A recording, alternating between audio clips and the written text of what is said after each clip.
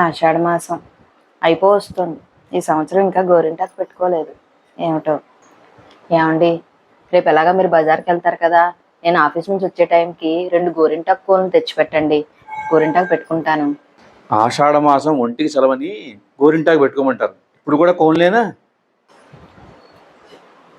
మా చలవ సంగతి ఏమో కానీ మీ కడుపు మాత్రం బాగా చలవగా ఉంటుంది. ఏ ఏమిటేమిటి, కిందటి సంవత్సరం మీరు ఏం చేశారు? అక్కడ ఇక్కడ అడిగి చక్కగా గోరింటాకు ముద్ద నూరి ఆఫీస్ నుంచి వచ్చాక పెట్టుకుందామని ఫ్రిడ్జ్లో పెట్టుకున్నాను. నేను వచ్చేసరికి గోంగూర పచ్చట్లో ఉప్పు లేదనుకుని కలుపుకుని మరీ తినేశారు. నాకు ఇంకా అసలే దొరకట్లేదు. చూసావా, గోంగూర పచ్చడికి గోరింటాకి తేడా తెలియని మంచివని దొరికాడు నీకు.